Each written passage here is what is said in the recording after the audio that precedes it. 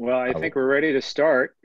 Um, and I just want to kick it off and say good morning and welcome to today's virtual tasting, New York, the Mecca of America Rieslings, hosted by Paul Greco, the General and Manager of Terroir Tribeca. And I think it's going to be a colorful start to your morning. My name is Sam Filler. I'm the Executive Director of the New York Wine and Grape Foundation. As the organization representing the talented and hardworking winemakers and grape growers across New York, we have the privilege of bringing you today's event. Originally, we intended to deliver a different version of today's seminar. It was going to be in person at our annual New York Drinks New York Grand Tasting event, which was going to be held in the Rainbow Room at Rockefeller Center. And for obvious reasons, we had to cancel and reschedule. And here we are today, 6 months later, bringing it to you live as a virtual tasting. So, one thing has remained the same, which is the need for us to connect with each other over a great glass of wine, and preferably it's a New York wine. So while the format and wines are a bit different today, the topic has shifted to focus on Rieslings, and we're honored to have our original host, Paul Greco, with us today to guide us through an exciting deep dive into the Rieslings of the Finger Lakes. As you may already know, some wine experts have described the Finger Lakes as one of the world's premier regions for producing Riesling, which is recognized as the world's most versatile wine. Today, we'll experience this varietal, a darling of sommeliers in many of its forms, from a crisp, refreshing sparkler to a slightly savory offering with a mix of citrus and white fruit flavors. We hope you're ready for a journey of the senses, transporting you to the Finger Lakes, a region that produces world-class wines in the heart of New York State. Thankfully, our journey doesn't have to end today at the close of the seminar. Rather, it's just the beginning. This is the first in what we hope to be a long line of virtual seminars designed to introduce you to what we know to be creative, diverse, and the ever-evolving world of wine that you can find here right in New York State. So we can't wait for you to meet and talk to Paul and our distinguished panelists of winery owners and winemakers. We thank them for their time today and for their dedication to the community. We would be remiss to not also thank our other partners supporting these seminars. None of this could happen without our sponsors at American National Insurance and Caddo Cooperage. These companies are dedicated to providing quality services to grape growers and winemakers across New York State, and we're proud to have them as colleagues and friends. Now for a bit of housekeeping. For the members of the New York wine trade and media with us live today, we welcome you. And while you will remain on mute for the beginning of our discussion, we will have time for questions. You're invited to submit your questions via the chat feature at the bottom of your screen during the tasting. And at the close of the discussion, we'll open the floor for an interactive chat with the panelists. Our staff will read your question and ask you to unmute yourself for follow-up with Paul and our panelists. To familiarize yourself with the wines being tasted today, we have prepared a tasting mat, text sheets, and a map of our regions. If you've not had a chance to review those yet, we encourage you to click on the link we have just provided in the chat to be taken to those resources. We're excited to get started, and without further ado, we'd like to welcome our distinguished panel of wineries and our host, Paul Greco. Paul was practically born in a restaurant. His family owned and operated Toronto's landmark restaurant, La Scala, where he was thrust into the world of service and hospitality at a very young age. In 1991, Paul traveled to New York City for a 3-month sojourn, and he never left. In 2003, he and chef partner Marca Canora opened Hearth in the East Village, and the duo's first and second wine bars, Terroir, in 2008 and 2010. Today, you'll find Paul presiding over the beverage program at Terroir's Harrison Street location, where he and the team continue to innovate the utmost hospital wine service to the masses of acid hounds who flood downtown Tribeca every year. So Paul, thank you very much for being here to lead us on this exciting journey of discovery through the world of Finger Lakes and most notably Seneca Lake Riesling. We're looking forward to having you introduce us to the wines and the minds behind the wine today. So Paul, over to you. Big cheers. Good morning, people of America. My name is unfortunately not Sam Filler, and I am also unfortunately not the Executive Director of the New York Wine and Grape Foundation. I am Paul Greco, and I am super stoked to be with you. I would ask all of you to raise a glass. You have 6 glasses in front of you. God damn it, raise one of them. In your one hand, your glass, in your other hand, place that over your heart, and I want to hear you repeat after me. And even though some of you are muted, I can hear you, God damn it. All right, people of America, here we go. I pledge allegiance. I pledge allegiance. To the Riesling grape. Okay, you know what? I can't hear you, but I can see your lips not moving. We're going to try this goddamn thing again. It's Tuesday morning, 11 a.m. You have 6 kick-ass Rieslings in front of you. I would like to see a little bit more enthusiasm, people of America. So, repeat after me once again. I pledge allegiance. I pledge allegiance. I pledge allegiance. There you go. To the Riesling grape. To the Riesling grape. And to the glorious wine for which it stands. To the glorious wine for which it stands. Balanced. Balance. Delicate. Delicate. Delicate. Ability to live forever. Ability to live forever. Uber sense of place. Uber sense of place. Uber. With kick-ass complexity. With kick-ass Complexity. And yumminess for all. Yumminess. For all. Oof, oof. People of America, big cheers. Raise that glass and have a sip. Cheers. So I am super stoked to be with you. I hope, most importantly, everyone is healthy and safe out there. Just to get the lay of the land in front of us, 6 wines, 6 winemakers in front of us. Make sure that we're in this order. Number 1 will be your boundary breaks, and we're going to have a little conversation with Bruce Murray this morning. Number 2 would be your Lakewood Vineyards, and Ben Stamp is joining us. Number 3 is Ryan William Vineyard with Ryan Bossert. Number 4, Hermann J. Wiemer with Dylan Buckley. Number 5, Shannon Brock from Silver Thread Vineyards. And bringing us up at the finish will be Vinny Alperti from Atwater Estate Vineyards. All cool? Yes? Good. My involvement with New York State wines began on Friday when I received these 6 wines. Just kidding. I moved to New York City in 1991 from Toronto, Canada, where I had very little interaction with wines from this incredible area. But growing up in Toronto, Canada, being in the food and wine world up there, I became very familiar with wines from the Northeast. If some of you might include Canada as the 51st state, I will say that I am from that 51st state. So Niagara-on-the-Lake was my homeland for learning about wine and food. And so coming to this area in the early 90s, it was an easy and fun transition for me, very much an area still in transition then and still today in some way, shape, or forms. Riesling first went in the ground 5 hours north of us, New York City-wise. In 1958, Dr. Constantine Frank, followed by Hermann J. Wiemer. I think he planted his Riesling in, 1977. So it took us a long goddamn time after the beginning of the industry up there in the 1820s in Hammondsport. But right now, we are very much living near the Riesling Mecca of the United States. My goal in this conversation today with these 6 winemakers, and it is very much a conversation, people of America, is to learn why they think it is the Riesling Mecca of the United States, what they are doing to contribute to the broader world of Riesling and what they contribute to this Finger Lakes area that we all love so much. So once again, people, are we ready to begin our journey? I would say yes. Cheers once again. All right, Bruce Murray, let's jump in with you, dude. Tell us a little bit about yourself, your history, and let's jump into this wine. Okay, so I'm actually originally from Central New York, nearby this region, and I grew up in Syracuse. I left. I had 2 different careers, and in 2008, I decided there was one last career left, and that was planting Riesling in the Finger Lakes. I had a really spectacular German Riesling in 2005 at a restaurant in Las Vegas called Lotus of Siam. It was a wine and a meal that kind of never left me.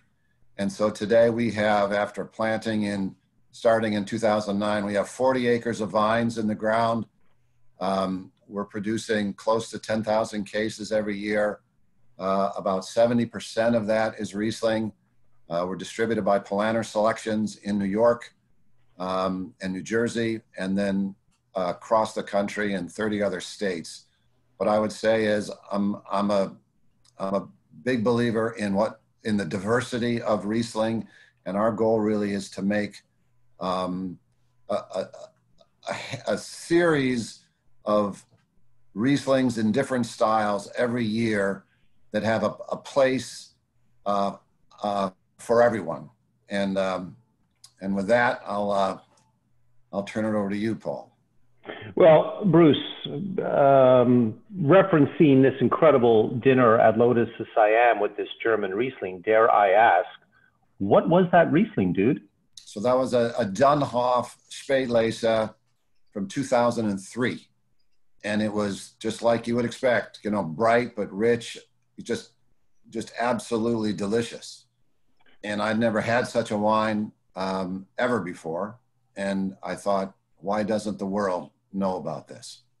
And so what did it, yummy juice, obviously, but Yeah. what did it say to you that prompted you to take what I believe to be a very successful career in the publishing industry and throw that all away and go to the Finger Lakes and decide to plant some goddamn Riesling in the ground? Like that's an insane transition, Bruce. Yeah, it is. But, you know, I was living in New York City. I saw that I would not be doing that forever. And I thought, okay, where do I want to be when it all sort of winds down?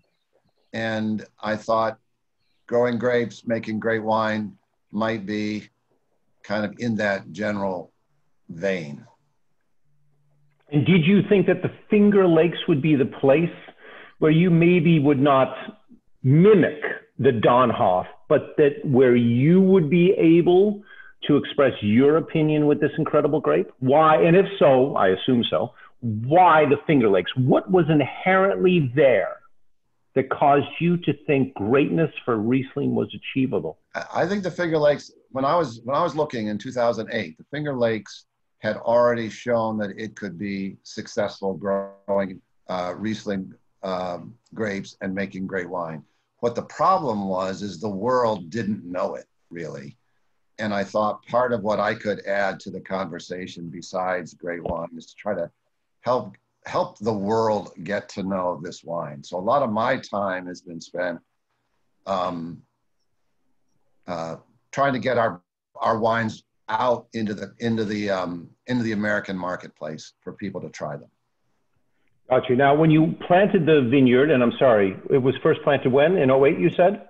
The first vines, we began our vineyard preparation in 2008 using the same guy that's out there today, you know, with his machinery prepping another field for us. Back in 2008, we prepped the first 6 acres and we planted in 2009. And first bottling of Boundary Breaks was in? 2011, and it was released in 2013. Got you. Now, one thing that I love about, I love numbers, and maybe, just maybe, when we talk about Riesling today, we will talk about residual sugar levels, tartratable acidity, maybe some alcohol, depending on the wine, things like that. You write the goddamn clonal numbers of your Riesling clones on your labels. How confused are your customers? Well, so we were trying to kind of imitate what we thought the Germans were doing when they made a whole sort of family of wines, but the way they were naming their wines didn't seem to be very approachable. So we said, how can we make 4 different Rieslings, and how can we make them distinctly recognizable in terms of naming conventions? We had planted 4 or 5 different clones of the Riesling variety, and we said, why not use the clone number as the primary nomenclature for the wine? That was what we decided. You know, the number 239 or 356 or 198, these numbers aren't that sexy. The number itself is just kind of not sexy. But as it's turned out, the numbers have become recognizable, and people now know the 239 Riesling or the 198 Riesling for a particular style, and we attempt to duplicate it each year. Gotcha. I guess I should turn my attention to the wine in front of us, all this in front of us today. So we have the 356, the Bubbly Dry. What prompted you to make this style of Riesling? And if it is truly bubbly, why isn't it a screw cap bottle? Okay, very quickly. 2017, we all had a huge harvest here. We had more Riesling than we knew what to do with, quite honestly. This is the true story. We had heard that at Lakewood Vineyards, and in fact, the gentleman responsible for this wine is here on the call. We had heard Lakewood Vineyards had made an investment in equipment to add carbon dioxide to a still wine. So we thought, all right, we've got so much Riesling. What are we going to do with some of it? Why don't we make a sparkling Riesling? And why don't we ask the people at Lakewood, Ben in particular, his dad and sister, Abby, to make this wine for us. And they did, and it was really successful. It's the carbon dioxide is added after the fact, and it's just a pleasing wine. It's 10 grams of residual sugar. We've gone further in 19 and made a Gewürztraminer in very much the same style. We made 400 cases, and they are all gone now. So this is there's something about Riesling, if you pick it a little earlier than we might otherwise for our other wines. This is the right amount of carbon dioxide in the wine, and it's just very pleasing at 10 grams of residual sugar. Thank you, Ben Stamp. Hey, Bruce, it's always a pleasure getting to work with your fruit. It's really special stuff. Bruce, it is a yummy way to open up today. We're going to pause right there so we have time for everyone else. But I do have, let's say, two final questions. Consider these rapid fire. What is your definition of balance? What is my definition about ripeness? Dig a little deeper for us, dude. What might you be looking for in the grapes to determine when you're going to harvest those things that you know that juice that you're going to produce is going to be kick-ass? You know, I look at color, I look at flavor on the vine, I look at history, really. You know, we haven't been doing this forever, but we've had quite a variation in vintage over the last 8 years. And we've had great years like 16. 20, I will say, is going to be a great year the way 16 was. 12, 14 were also really good years, but nothing to compare to 16, and we hope for 20. So it's just being in the vineyard. I mean, again, that's a cliche. It is really a cliche, but in the end, it's true. Gotcha. And final question for you. This you're going to have to put your thinking cap on. If Riesling was a piece of art, Bruce, what is that piece of art? Jackson Pollock. I like that very much. Bruce, big cheers, dude. We'll talk to you again in a few moments. All right, next up, ladies and gentlemen, we're going to go over to the Lakewood Vineyards. Ben Stamp, tell us about yourself. Hey, everybody. Very happy to be here because it gets me out of cleaning the press. So thank you for having me. My name is Ben Stamp. I am the assistant winemaker here at Lakewood Vineyards. We are a family-owned winery. My great-grandfather purchased this property here on the southwest end of Seneca Lake in 1951 and planted some grapes in 1952. We put Lakewood Vineyards in the ground physically here in 1988 and produced our first vintage. So we've been at it for a little over 30 years, which is about the span of my entire life. So I grew up working in the vineyards and working in the cellar, and when it came time for me to figure out what I wanted to do with my life, I decided to study enology and viticulture over at Cornell, just a stone's throw away. And after graduation, I came back and said, okay, Dad, now what do I do? He said, well, go make your mistakes on someone else's dime. So he sent me out west, or I sent myself out west, rather. I've done some work in California, a couple of vintages in Oregon, Australia, and New Zealand as well. So I traveled a bit and then got the opportunity in late 2013 to come back and set some roots down here at the home farm. So I've been part of the team here doing just about everything since then. And interesting, kind of reflecting on the theme here, the Mecca of American Riesling, got me really thinking about, you know, my own obsession with Riesling and my own journey through winemaking and how I ended up back here, you know, because I was definitely fond of some of the wines and some of the regions that I worked, other than the Finger Lakes. But in the end, it was really my obsession with Riesling that brought me back here. We have a unique combination of climate and passion and talent here that I think shows up vintage after vintage. So there's my story. Well, dude, Ben, great to see you. So those 5 harvests that you worked elsewhere, West Coast and across the pond in that direction, did you make any Riesling at those properties? We made Riesling actually everywhere that I went. We made Riesling, yeah. But you know, one thing I can tell you is, and I don't want to take anything away from them because they're making some fantastic Riesling around the world.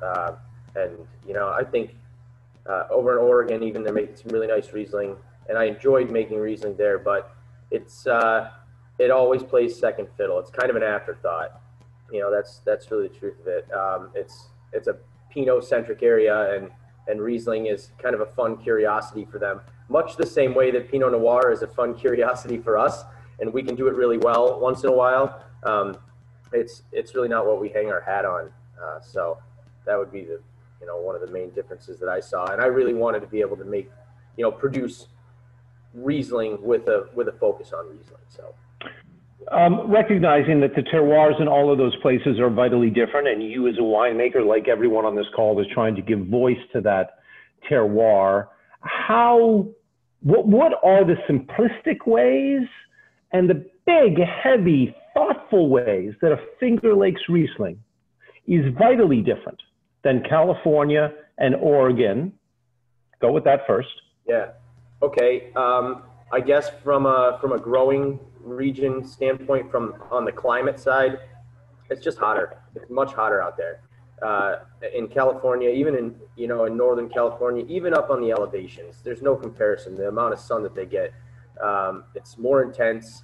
Their growing season is longer, and the heat tends to detract from the ageability of the Riesling over time, and it also tends to kill the acidity.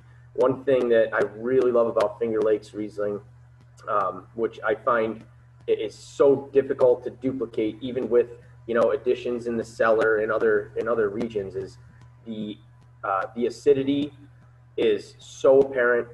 It provides an energy and attention to the wine that is really a hallmark of a Finger Lakes style, in my opinion. It's something that we always aim for here at Lakewood Vineyards, as well as providing a wine that is exciting on your palate. Riesling can run a gamut of different flavor profiles and weights, but I never really enjoyed those Rieslings that were just heavy, and they kind of drag me down a little. I want something that makes my mouth water and really explodes out of the glass. So, yeah, listen, if we all quickly look through the tech sheets that we received for these 6 Rieslings today, I think only one of them is less than 8 grams of total acidity. So these are all acid monsters, but a very kind, gentle monster in the scheme of things. So let's talk about the wine that we have in front of us today, Ben, the 3 Generations Riesling. You're going for a certain style here, but you should tell us what that is. Okay. This was actually a project that we started in 2012. We have been making several different Rieslings for decades already, and we wanted something. We had a dry Riesling, which is kind of one of our benchmark wines, at about 7 grams per liter acidity, so 0.7% residual sugar, and usually around 7 to 8 grams per liter acidity. So right in if you follow the IRF scale, right in that dry style. But we wanted to make a Riesling with that we could ferment completely to dryness and let it be an expression of a vintage in its purest form, so that we can go back and reference that wine, and of course our customers can go back and reference that wine as a kind of a totally naked version of that particular vintage. So now that we've built up a bit of a library of vintages for the 3 Generations Riesling, which that project became, it's been really fun to go back and taste through all of these wines without really trying to do anything to push the wine in any stylistic direction or the other. We just pick one of our nicest blocks of fruit, ferment it completely to dryness, stabilize it, and bottle it. It's quite simple, quite simply that. I mean, it's sometimes the best thing to do is the most obvious. So is the wine itself going to dryness, or using all indigenous yeast, or are you pushing it with some cultured yeast in the winery? We inoculate it with cultured yeast, yes, but we don't. Many Rieslings in the Finger Lakes, at least I can speak for Lakewood Vineyards, in order to balance a certain amount of acidity or reach a style that we're going for a certain block, we'll stop the fermentation with 10 to 20 grams residual sugar. We'll use refrigeration to do that. So all of our tanks are refrigerated, so we can control the rate of fermentation. And if it's getting to a point where we like the balance and we want to leave just a little bit of residual sugar in there, then we can do that with refrigeration. This one, we let it take itself as far as it'll go. Got you. Ultimately, this style of Riesling, which reads to me in that camp of the German, obviously the Trocken, the GG-esque wines, it has that weight and richness. Do you think this style of Riesling could be the voice of the Finger Lakes? Do you think Finger Lakes Riesling, dry at almost 13% alcohol, round, rich, long-lived, we hope, is the Finger Lakes? No, I don't think so. It's fun for us to make. I think this particular vintage was, as Bruce alluded to earlier, 2016, it was a decent sized crop in intense ripeness that year. It was a long growing season with a lot of heat. It was a drought year. And this Riesling definitely ended up, as a snapshot of that vintage, it kind of shows all of those indicators. The alcohol is about 0.5% higher than we usually do, allow for when we pick our Riesling. But that was what the vintage gave us that year. Really intense floral character in there, lime and slate. I like the wine a lot. I wouldn't say it's completely typical of Finger Lakes Riesling by any stretch, but it's definitely a good representation of that vintage. Got you. 2 rapid fire questions. Ben, do you use the word minerality to describe you? And if so, what do you mean when you use that word? I do not. I find that it's a confusing and nebulous concept that is often tossed around because it's hip, which frankly drives me crazy. But I find it enlightening if someone can come up with words that more specifically nail down what they're talking about. For me, minerality can be the smell of a stream after a rainstorm, or chipped slate and a little bit of a flinty character. That is useful. That's a useful descriptor for me. But a lot of people like that term, so hey, to each his own. Not for you. Cool. Your final rapid fire question, dude. If Riesling was a movie, what movie would it be? Boy, maybe Across the Universe. Well, we'll go with that. All right, Ben, thank you so much, dude. Okay, Ryan, are you ready? We need to meet you. Hi, Paul. I'm here. Awesome, buddy. Tell us about yourself.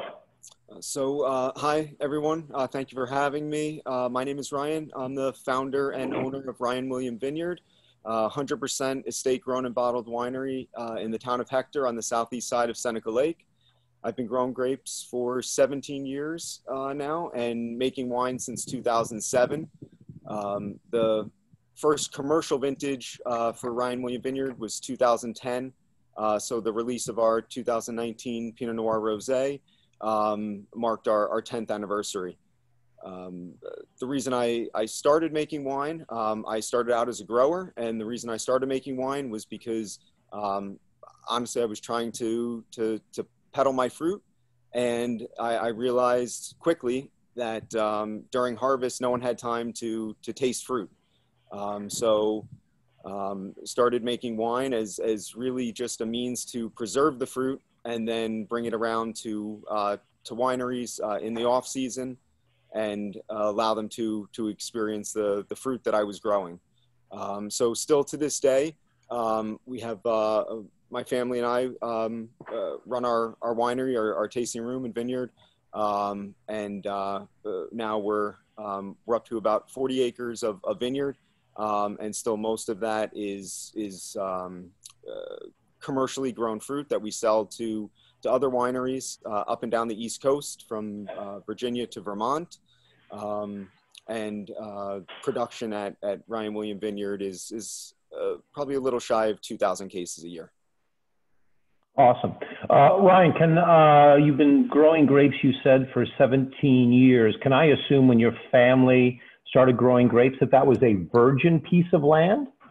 There were actually some. So I was when I say family, that's my new family, my wife, and well, we've got 2 little guys. But I started this myself. Actually, my family thinks I'm kind of crazy, but that's fine. They can do what they want to do. And so there were a few vines planted on the property. There was a little bit of Cabernet Franc, a little bit of Riesling, and a little bit of Chardonnay. And since I've extended the plantings, planted more Riesling, planted some other varietals, some Gruner Veltliner, some Gewürztraminer, Pinot Noir predominantly. But Riesling is still the largest planting, and it's about 50% of our production. Got you. So while you didn't have a choice of Seneca Lake per se amongst the 11 lakes, how would you differentiate a Seneca Lake Riesling from Keuka, Cayuga, and let's throw Canandaigua in there for shits and giggles? Why might the Seneca Lake, where you're located, be the kick-ass area to grow Riesling grapes in the Finger Lakes? So I'm not sure if I caught the beginning part of that, Paul, but I did have a choice. So when I was looking for a place to live and to plant grapes, I specifically went to Seneca Lake. And the reason for that was that Seneca is the largest in terms of volume of the Finger Lakes. And I think the most protected from cold weather in the winter. So I wanted to be on Seneca Lake. I also wanted to be along the down towards the south end, knowing that most of the cold weather is going to come from the north, and that air will warm up as it travels across the approximately 40-mile long lake.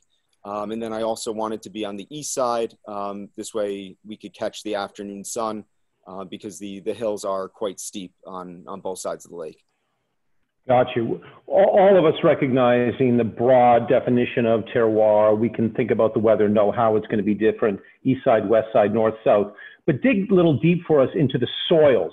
Are the soils vitally different in the southern end of Seneca Lake where you are versus what might be in the mid-lake on the west side or further up north? I can only speak to the soils on my farm, but here they're dominated by shale. And I know, having spent a little bit of time, but not much time on our neighbors' farms, that it seems that their farms are also pretty heavy with shale. Gotcha. And you think that's an ideal soil type for Riesling because? I do.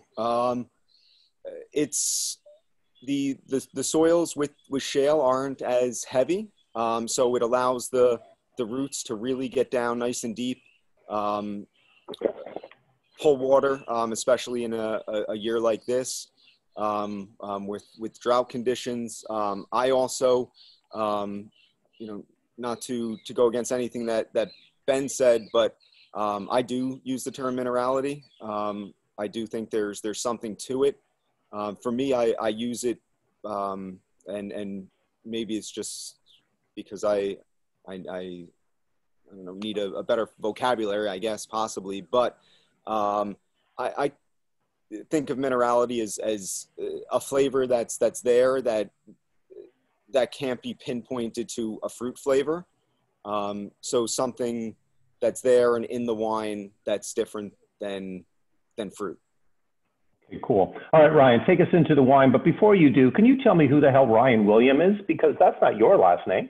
No, that's actually my middle name. it's kind of a homage to my mother. I knew when I was younger, if I did anything, you know, really good or most normally really bad, I would get the first and middle name. So when trying to come up and develop a name for the winery, I decided to use my first and middle name. You're lucky, dude. I just got a hey you. But anyway, let's talk about the wine. Sure. So this is my 2018 dry Riesling. 2018, I'm not sure if most people know, that was, let's use challenging as the descriptor to the vintage. The most challenging year that I can remember since 2011. It rained constantly. It was challenging. So the idea behind this wine and why I'm proud of it, and I guess the reason that that you guys are pouring it today is only because that is our current release. No other reason than that. But the 2018, I'm really happy with the way it turned out, especially from the grower standpoint, because I think through good viticulture, the fruit came in especially clean. And I think it, you know, take it from where it's coming from, I think it made a pretty nice wine. It's a lighter style Riesling. Generally, I let the vintage dictate the style of Riesling.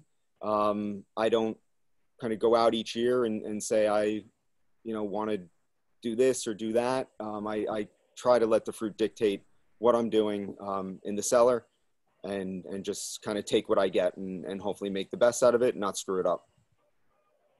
Rock on. Maybe this wine was chosen, buddy, because it's just yummy goddamn wine. So with all the grapes that you grow, do you make different styles of Riesling, or are they all, this is it? So I will do, depending on the vintage, either a dry Riesling or just a Riesling. And kind of the reason that I started doing that was just to give me some flexibility. Most of the wine that we sell out of our tasting room.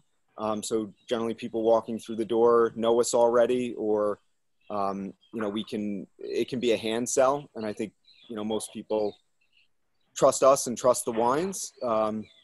So basically each year it's a dry Riesling and a Riesling, or one or the other. But really, very rarely another style. 2010, I made what I would consider to be a TBA as well as a BA, but haven't done that since 2010.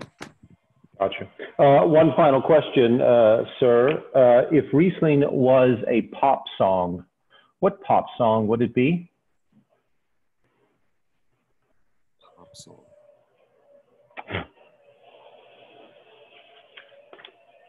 I think you got me there, Paul. Want to take another genre of music? Do you want to say rock and roll? Do you want to say alternative? Do you want to say heavy metal? Where do you want to go? I don't know.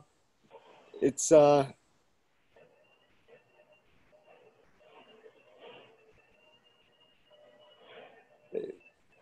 give you one. It's Iron Butterfly. It's Inagata Davida. It goes on for fucking ever. Anyway, your turn.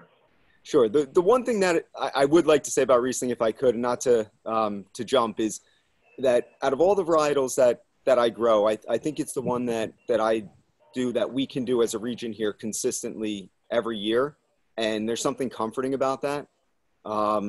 If I chose one varietal if my entire farm was one varietal, it would be Riesling. And I think it's just really important to me and what we do here. Nice. Music to our ears. Ryan, pleasure, dude. We'll talk to you again in a few minutes. Let's go to number 4 on the hit parade. Dylan Buckley, are you ready? Howdy. Dude, so tell us about yourself. Hi, everyone. My name is Dylan. I'm a winemaker at Hermann Wiemer Vineyard on the west side of Seneca Lake. I started at the winery in 2013, just in the tasting rooms and a little bit on press pads and cleaning and all the entry-level stuff for a 21-year-old. And yeah, I've been here since then.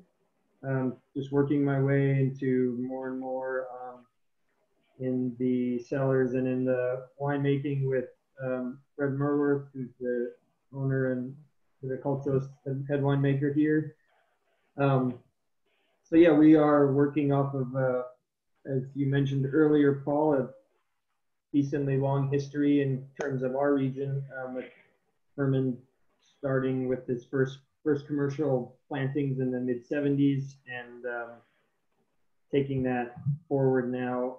We are working on both sides of Seneca Lake and farming about 5 sites across the lake here, which is a real pleasure.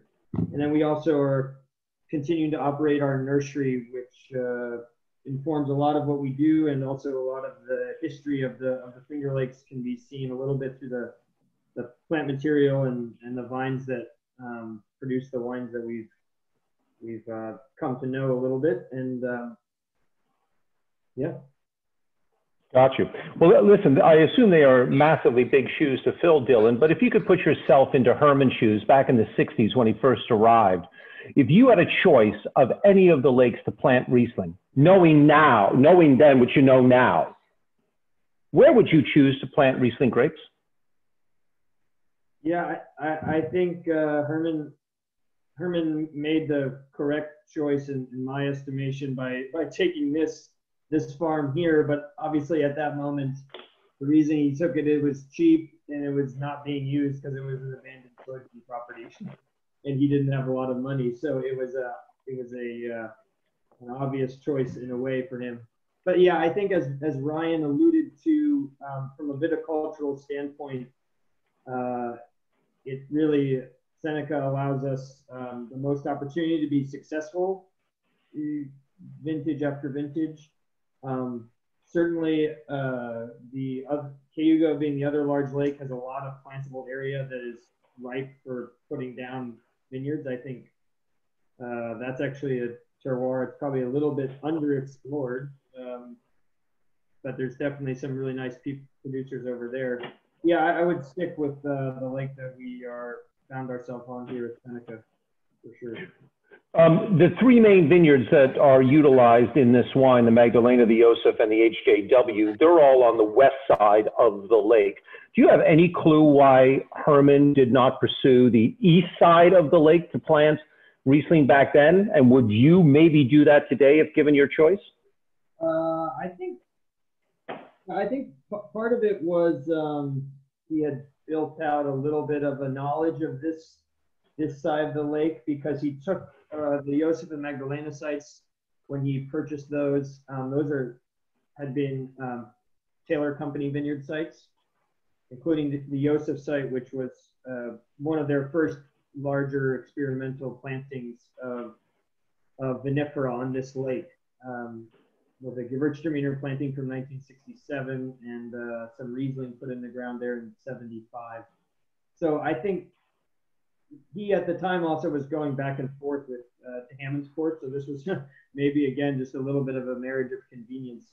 I think now with our involvement at Standing Stone and seeing the east side of the lake, we for 4 vintages now, we've definitely started to come with a larger understanding of what the type of wines we can produce off the sites over there, and why there is a significant concentration of vineyards planted where Vinny is, and Ryan William and Hector Wine Company and Sawmill Creek, etc. There's a lot of vineyards located down that lower corner. Gotcha. All right, let's do a little deep dive into this semi-dry Riesling 19. Dylan, what do we got? Yeah, this is maybe one of the first wines we released out of the 19 vintage, which after, as Ryan described, 2018 being a really hard one on the growing side, it was really a welcome sight. And 19 was definitely a cooler year, but really beautiful September, lower than average rainfall, which we often get gifted with that a little bit, which helps preserve the harvest. But definitely because of the cooler vintage, we waited for for ripeness to come in, even on this semi-dry, which tends to be our earliest pickings of Riesling across the sites, to capture, good ripeness when that acid goes from that little bit of green apple to creaming up a little bit more and getting into some just ripe enough acids, so you maintain that when you want to produce a wine with this amount of residual sugar. And we just look for balance in the finished wine, the indigenous yeast fermentations, and as soon as we kind of watch it when it's getting that close spot, and then we'll move it based on that when out of fermentation, and then have it age on fine lees for a couple months, and then filtration. And this tends to be an earlier bottling for us. We also get a little bit of, you can see a little bit of that natural preserved CO2 in the wine, gives a little bit extra freshness. Gotcha. So we know the RS on this, 25 grams. What is the total acidity in this thing? Do you know off the top of your head? 8. 8? Rock and fucking roll. Okay, good. And this style of Riesling, Dylan, I guess we are certainly looking at Finger Lakes and Seneca Lake writ large with all different styles. Do you think this semi-dry style of Riesling is, I'm going to use it, the Riesling style for the Finger Lakes, that you can achieve this that no other place in this country can on the West Coast? Yeah, I wouldn't. I certainly, as a lover of all styles of Riesling, I wouldn't want us to just be producing, one that is the be all end all. But definitely, as Ben mentioned earlier, to just hop on what he said, with that lack of added heat, especially after clusters have formed and into the early part of the harvest season, we are really able to maintain freshness in a way without accumulating too much alcohol and ripeness in the fruit, which I think is a very achievable style vintage after vintage for us as a region. And with the and it lends itself to that versatility, and also from a grower perspective and trying to manage risk, which all of us who are farming fruit are always thinking about managing risk. The early pickings of Riesling, a wine that really demonstrates varietal and ripeness, and at low sugars, can produce a wine with really nice flavors and good balance. And you don't have to push the fruit and the vines too hard to get there, is a really nice thing to have in your toolbox of styles of wine. But definitely, I would be lying if I said we should be rolling with one style. I mean, in 2016, which Bruce has mentioned, and Ben, we produced 13 bottlings of Riesling here, so we're definitely not on the single style train. Gotcha. Certainly that long hang time that you all are getting up there produces ultimately extraordinary Rieslings. One final question, Dylan. If Riesling was a novel, what would that novel be? I've thought about this because you've been going through the categories, and I was like, I'm either going to get vinyl or book, or so I've been. I wrote here. I read your mind. I wrote The Master and Margarita by Nabokov. Ooh. Yeah. Done. Bruce was quick with his answer, but Dylan, that's a damn good answer. I love that. Okay, Dylan, big thanks. Okay, Shannon, are you ready to rock it out of the park? I hope so. I'm also kind of worried what category comes next. Well, listen, Shannon, let's not worry about that. Tell us about yourself. Okay, so I'm the co-owner, along with my husband Paul, of Silver Thread Vineyard. We're on the eastern shore of Seneca Lake in Kaywood, and we've been the owners here since 2011. We're the second owners of Silver Thread. It was actually planted in its current form in 1982, and before that, it was a catawba farm going back to the 1880s. And that fruit used to go to Gold Seal. And I've heard from Steve DiFrancesco at Glenora, who's used to work at Gold Seal, that back when he worked there under Charles Fournier, they had identified Cawood as the best spot for growing catawba in the Finger Lakes. So it's really interesting to own this very historic vineyard, be the current caretakers of it. And when we purchased it, it had always been an organic vineyard, either certified organic or practicing organic. So that has been really interesting as well, as we try to keep that going in our own iteration. Cool. So as previously noted, this is the only wine that is not 100% Seneca. You have added something from Keuka Lake in here. Why did you decide that this blend should be 87% Keuka and 13% Seneca? So since 2011, when we took over here at Silver Thread, we have a 10-acre vineyard, and Riesling is the most planted variety, but we still only have a few acres of Riesling. So from the beginning, we sought out a couple of grower partners from different sites around the Finger Lakes that we wanted to work with long term. And so one of those grower partners are Donna and Louis Gridley, who are had for many years been native grape farmers, but they put in a few acres of Riesling back in the early 2000s. And at the time we met them, they were selling it to a winery up in the Thousand Islands. So it was sort of, not getting any acclaim as a Finger Lakes wine. And we found their site really interesting because it's on the bluff of Keuka Lake. That's the little piece. Keuka Lake is the Y-shaped lake. So the vineyard, is kind of right here overlooking the eastern fork of the Y. So it's much higher elevation than our site. And there's really not any other Riesling grown around there. So it was a very unique piece of land. So we've gotten to know that site after working with it for many years.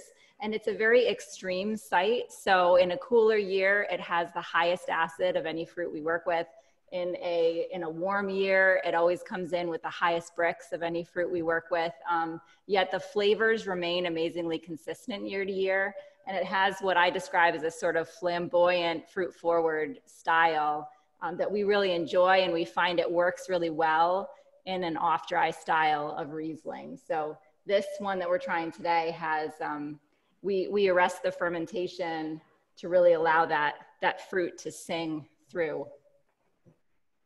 I'm not going to say that this is more fruit forward than anything we've had so far, but God damn it, Shannon, it is packed with fruit.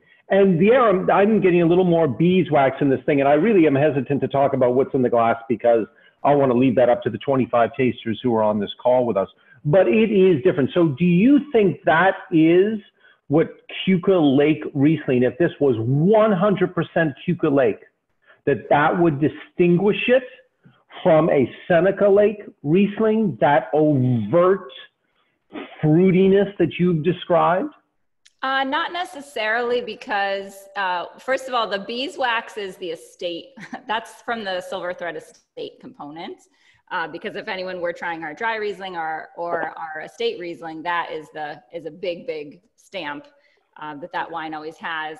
But to be honest with you, I don't really think so. Like I said, there's not any other Riesling planted on that piece of land around Keuka Lake on the bluff. So a lot of the other Keuka Lake Rieslings that I'm familiar with, from Dr. Frank's and Keuka Lake Vineyards, just to name a couple, they to me are not reminiscent of this wine. I think it's, I don't know if it's something about the soil right there on the bluff or the elevation there, but I think it's distinctive. And to your question about Seneca Lake and what makes Seneca Lake special, I mean, I hope that in my lifetime we have some sort of appellation system like they have up on the Niagara Peninsula or in Napa, where we really get down into the, some more sub-regions, because I think to say Seneca Lake is a big overgeneralization. Shannon, stirring the pot on this Tuesday morning. I love it, God damn it. Do you think there are many parts of Keuka Lake not yet planted that should be planted? Well, so Richard Fiegel, who used to own Silver Thread, is also a book author. And there's a really great book I think it's out of print now. He wrote an original book called Culture in a Glass back in the early 2000s. After we bought Silver Thread and he retired, he wrote another book called Circle of Vines, which is about the whole history of the New York State wine industry. And he has some great vintage photos in the book. And one of them is a photo taken from a hot air balloon of Keuka Lake back in the early 1900s. And it was completely surrounded by vineyard. I mean, there was almost no land that wasn't a vineyard within sight of Keuka Lake.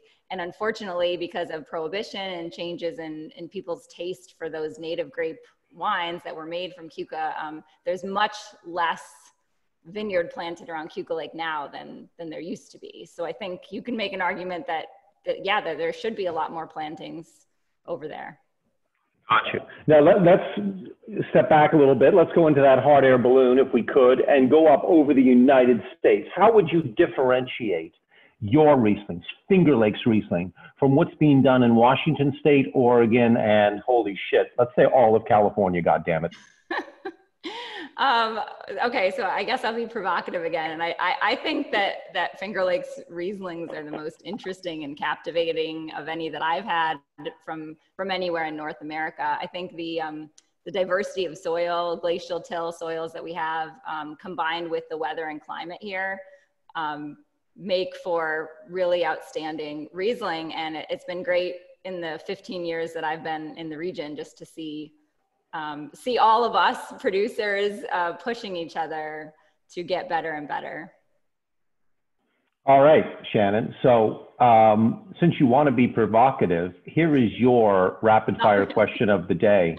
If Riesling was a Supreme Court justice, which one would it be? Oh my gosh. Can I pick anyone? Like even? Yes, anyone. Any Supreme Court justice. Oh,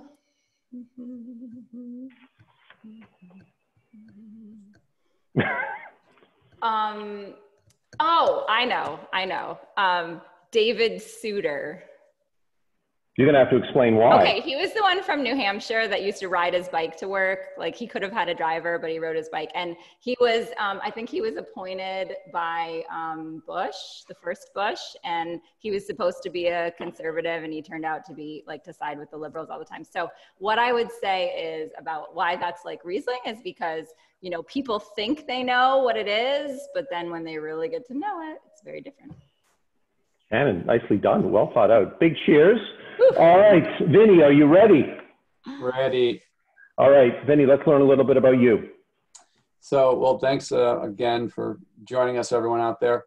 I've been in the wine business since '97. I'm born and raised in New York City. My first commercial wine gig was on Long Island. And for 3 years, I worked out in the East End of Long Island at Wolfer.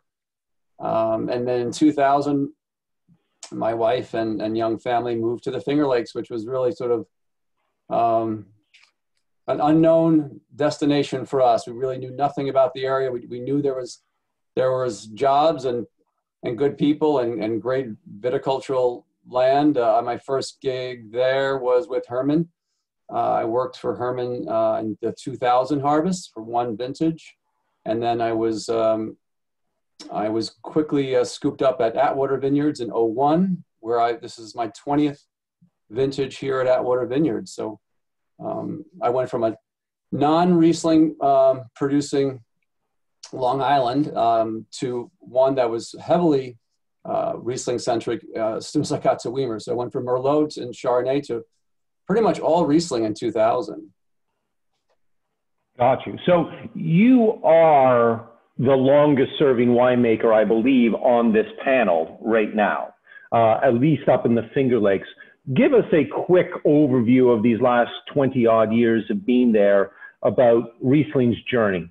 Are you, in terms of where it is now versus once where it was, all of those things? Mm-hmm. Well, I think the obvious answer would be Riesling has put us on the map. Riesling has all given us the livelihoods that we all are enjoying right now. It was our calling card and for good reason. I think the mass media, the wine world found us probably in the mid 2000s or so, when the Wine Spectator put us on their front cover, the Finger Lakes. I think that was in the 05, 06. So Riesling is really what's given the region the attention it's deserved. And frankly, we're quite fortunate, because I mean, there's a lot of regions, a lot of smaller regions around the country on the East Coast that haven't received the same coverage. And, we should feel fortunate. So Riesling has been a gift to us for sure. Okay, cool. I have some more questions about that, but let's jump into this wine right now, Vinny. So the Riesling 2015, it stands out as the oldest one in the lineup. Well, no, along with, but there's another grape variety in here. Why would you have done that? Right. So I was not, I will say I was not included in selecting this wine. And I'm not sure if it has I'm not sure if it's really the right wine for this discussion, but it's in the discussion. So in 20 years of making Riesling in the Finger Lakes, I've never added a non-Riesling wine to, but in 15 we were having that's a pretty solid year, but there was quite a bit of botrytis that kind of went off the rails. So when this semi-dry came into the cellar and was beginning its life, we weren't pleased with its fruitiness. It lacked a bit of character. Often there's other ways of addressing it, with other, blending other Rieslings or incorporating maybe some skin fermented wine that you had put aside, or some barrel fermented. We didn't have many tools in our toolbox, but Vineyards was available. We did some bench trials, and voila, Vineyards has a lot of that sort of tropical oiliness that often Rieslings have, right? So it's not necessarily a foreign, I'd say, interloper. I didn't think when I made a decision 5 years ago that we'd be having this chat here today, but here we are. All right, other thoughts about this wine? Any more about the vineyard, where the Riesling is from, where the Vineyards is from? Ultimately, a successful wine, yes? If you're asking me, I hope so. Yes. We've done very well, in the public, of course, has been positive, and we've scored several 92s and 3s for this wine. So yeah, it's about to run out. There's a few cases left. But yeah, estate grown Atwater Vineyards has got about 7 acres. We are in Hector, which I feel is one of the most important viticultural areas in the Finger Lakes. So we are west facing, very steep, shale covered slopes, great drainage, 9 different distinct sites. We have the similar clones to what Bruce had mentioned earlier, and our earliest plantings go back into the 80s. So these are mature vines with lots of diversity and character, and we make a range of styles from sparkling to dry, dessert, skin fermented, orange, barrel aged. So we've used Riesling in pretty much every way you can use Riesling. Since you have worked in the Long Island, and so you have a broader perspective of the state per se, and we have Long Island, South Fork, North Fork, the island writ large, Mid-Hudson, Lake Champlain, Lake Erie, social, all of that shit. Is the Finger Lakes the place for growing Riesling in New York State? Yeah, I mean, I think a lot of us have already addressed that today, but in my mind, what defines the appropriate variety in a certain location is the ease the ease to make that wine. I mean, when I say that, I mean many years Riesling basically makes itself. And I think Dylan mentioned this, others mentioned this, it pretty much comes in balanced. When I say balanced, meaning pH, acid, sugar, all the tactile flavors. It is pretty much, it makes itself. You don't have to open up a bag of anything to make corrections most years. On Long Island, we would have pallets of tartaric acid at the ready. It's just a very different location, much more leachable soils. Here, the soil pH is generally below 7, below 6 in some cases. And anyway, wines are built. Riesling is really built for the Finger Lakes. Gotcha. Your big question of the day, Vinny, is this: if Riesling was a professional athlete, which athlete would it be? Professional athlete.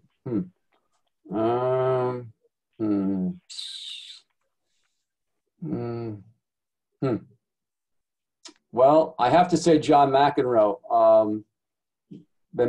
Only because I'm a big tennis fan, and Riesling can have its highs and lows, it may have a temper at times, but I think, but it's also quite graceful, especially when you serve in volley. Yeah. Nicely stated. All right, so listen, people of America, on this call we have folks on premise, off premise, and we have some media people here too. So the 6 winemakers we have, I will ask each of you to take 30 seconds and tell us all, because listen, everyone on this call loves Riesling. I would like to think we also think Finger Lakes is a kick-ass place to grow Riesling. In the Riesling world, that it is vitally different than Michigan, Washington, Oregon, and the various parts of California, that it does have something to say in the broader worldwide conversation of Riesling. But we all have to acknowledge at the same time that it might be less of a struggle to sell today than it was 20 years ago. I would reinterpret that by saying the conversations of Riesling are easier today. But still, we come against individual guests, readers, whoever they may be, clients, who are still resistant. So for the 6 of you, beginning with Bruce and then going down in the order of the wines, just give us 30 seconds of your thoughtfulness about how we can better sell, talk about, write about Riesling that we are not presently doing. Bruce. Well, we all spend a lot of time with our customers who come in to taste. So I think we've had those conversations. We've heard everyone say, gee, I'm not, they come in and say, I like Cabernet Sauvignon. That's all I want to drink. And unfortunately, the conclusion I come to, Paul, is you got to put it in their glass. You just have to put it in their glass. And once you do, then it tells its own story. And I don't think there's a way to sell anybody short of that. And it's just a long process. So there, it's put it in the glass. Gotcha. Ben. I have to echo Bruce's thoughts there, but in circumstances where that's not plausible, at bottle shops, for instance, I think you got to have something that the consumer can look at and have 100% faith that they understand what they're getting. And we've embraced the IRF scale, or the International Riesling Federation scale, on all of our Rieslings for almost about a decade now. And that is an ironclad promise that what is in the bottle is what it says on the back on that scale. And that's been verified by the lab results that we get, and that's kind of our guarantee. I'd like to see that more widely used and more widely kind of communicated to customers that if that's on there, they can count on that. Gotcha. 3 of the 6 wines today use the IRF scale, which is good to see. I love it. Ryan, what are your thoughts on selling Riesling? I think the largest hurdle that we face is that a lot of people that come into the tasting room think it's sweet. And either that it is or it needs to be. And that's something I think that we need to get across, that people.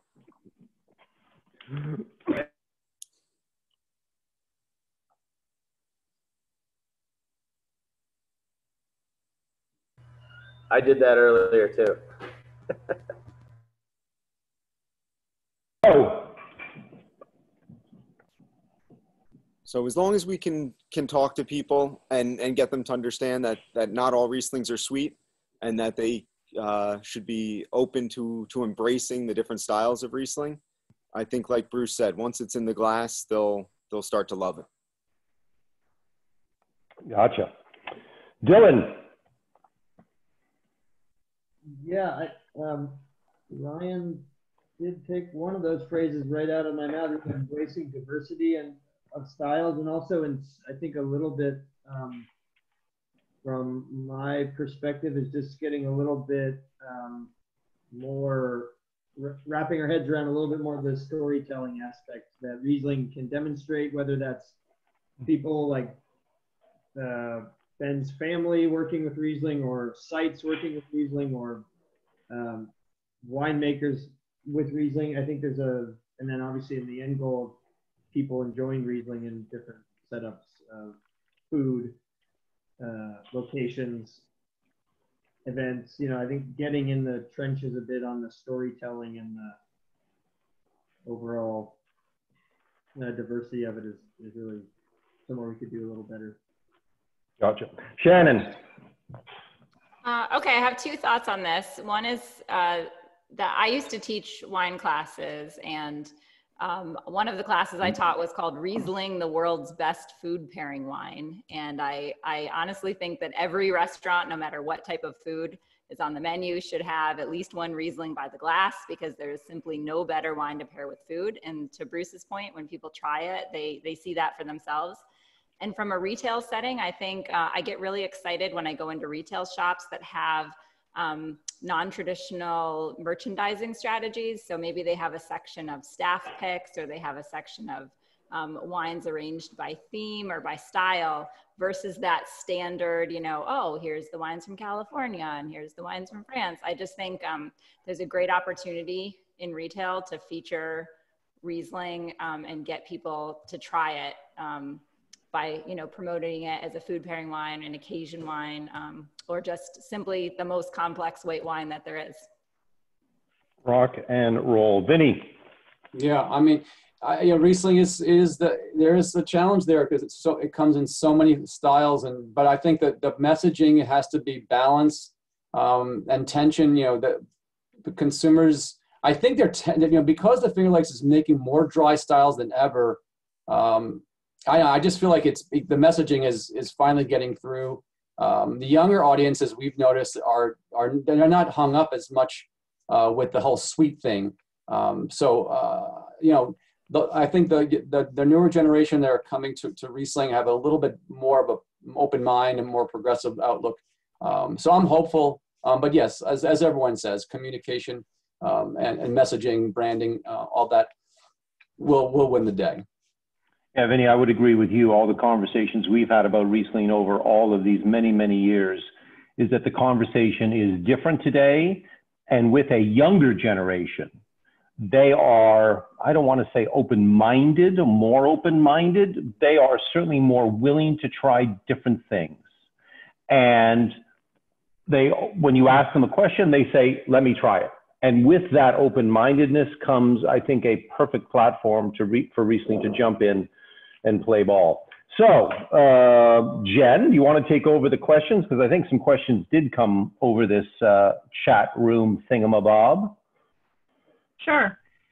So our first question comes from Susan Gordon, who unfortunately had to step off the call, but she's definitely going to follow up with the recording. She's looking to hear more from Bruce on your thoughts on carbonating wine. What does it bring for you? What does it do to the wines as far as final presentation? It's usually seen as an inexpensive alternative, of course, but she wants to know more about the positive tasting textual aspects. So, it's a good question, I think. Why is it that people like it? I think it's because it's fresh and it's invigorating. And I think it kind of amplifies the natural freshness and invigorating nature of Riesling.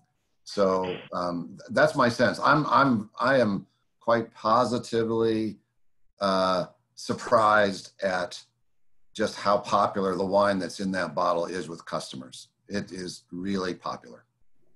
And I think it's just the freshness. Great. Robert, feel free to unmute yourself if you'd like, but Robert's question is, has more to do about the actual winemaking of the wine. Did you want to unmute yourself, Robert?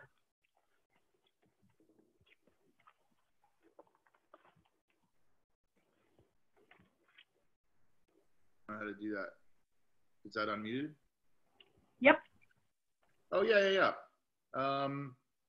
Yeah, no, I was just curious about the Lakeview wine from Ben Stamp, because I did get a little, the weight stood out to me as something really impressive.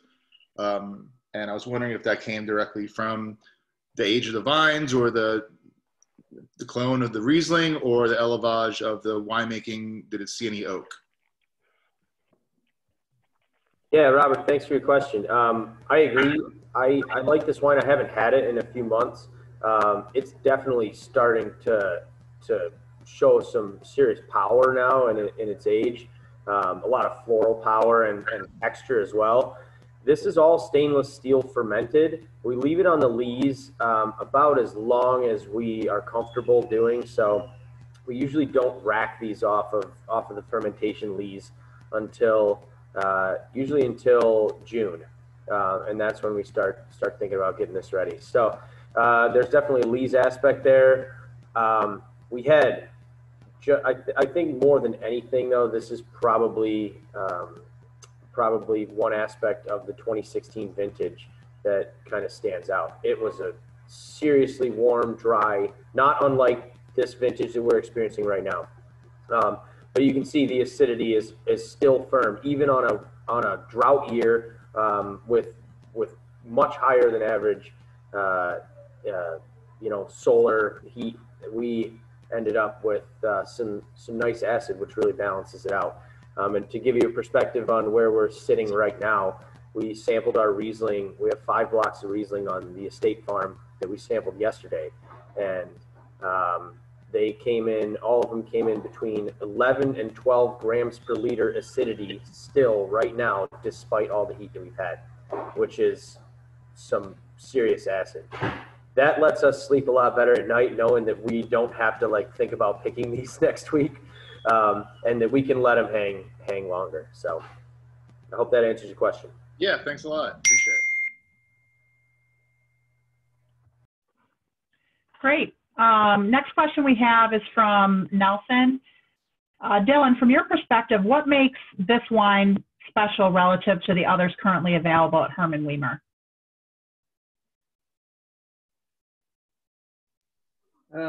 Thanks, Nelson.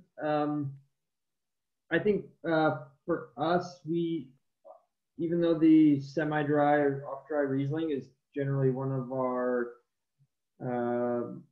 less expensive, certainly in wines that we produce, to us it's always a really important benchmark for the vintage. It generates a lot of discussion going forward as we look to the rest of the harvest, since it is generally the earlier picks of the vintage. So it kind of gives us a snapshot going forward, and we use that within our own learning for, again, going forward those next few weeks that you're going to be picking Riesling, but also down the line years after, to look back and use that wine because it does have a unique perspective. Great. Amy, feel free to unmute yourself if you'd like. She's wondering if any of you are making skin fermented versions.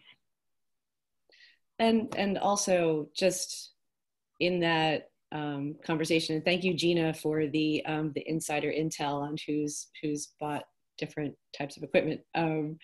If you think that is something that adds to the story and helps people be more, different types of consumers be more excited about Riesling, or more interested in Finger Lakes Riesling in particular, or if you find it kind of a more of a complex thing to explain when you're trying to explain Riesling, if that's still an issue for you. As you know, saying if you just have to get it in the glass, is this kind of detracting? I guess that's my question.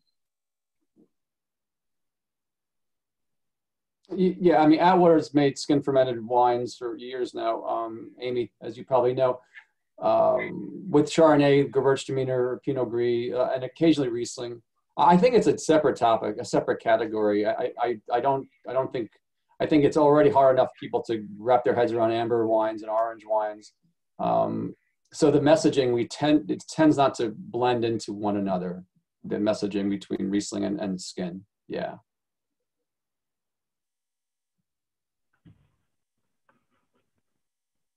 Great. Any other questions?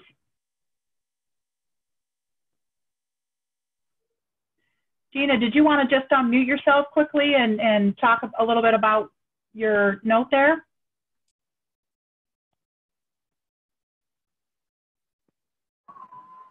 Sorry, I've done this before. I had the screen shrunk. No, I was just commenting that I was hoping that the story that Amy mentioned, the facet of the growing Riesling story in the Finger Lakes, would be including more extended skin contact, fermentation, and maturation of Riesling. And I've had one of the pieces of equipment, winemaking equipment that I work with is Claver stoneware amphora. It's a ceramic that is slightly different from terracotta and concrete. And it has shown a growing interest in the Finger Lakes for skin contact wines. So they're fairly new in the field, but I'm excited to taste how those differ from terracotta skin contact, oak barrel skin contact, stainless steel skin contact, etc. So it's exciting for me to see what's going on in the Finger Lakes with Rieslings, but I agree that it could be overwhelming for consumers. So not necessarily the first thing you want to trot out when you're trying to sell somebody on Riesling. Great.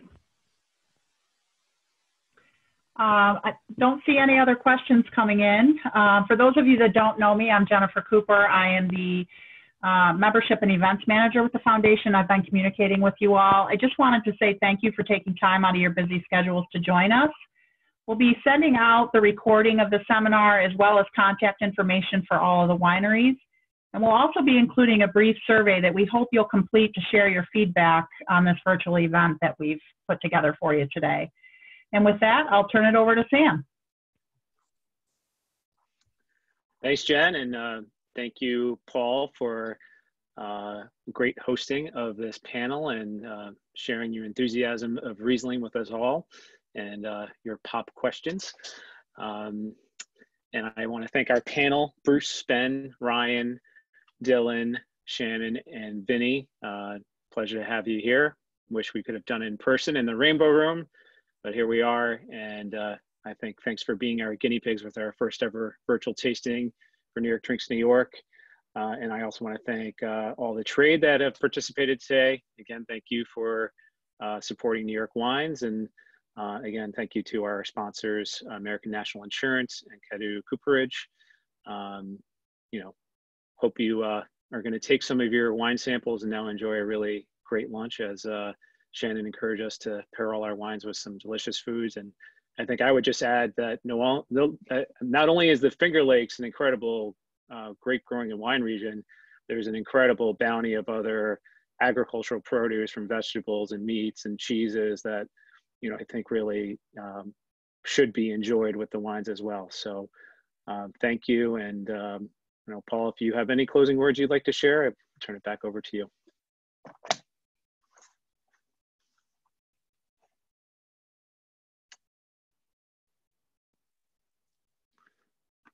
Well, if not, there we go. Sorry about that. That's if you do not subscribe to the World of Fine Wine magazine, that you get the most recent edition. Hopefully it's online. The Terry Thies article about Riesling. So many articles have question beginning.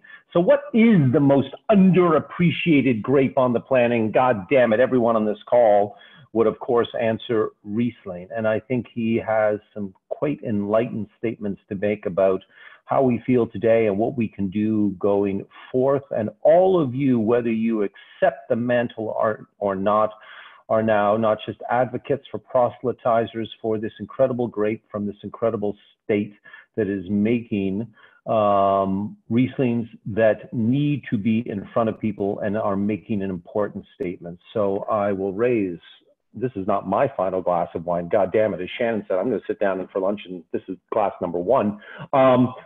Go forth, be willing to have those conversations as hard as they are, and we will turn the tide on this grape in this country. People of America, big cheers. Happy Tuesday. Thank you, everyone.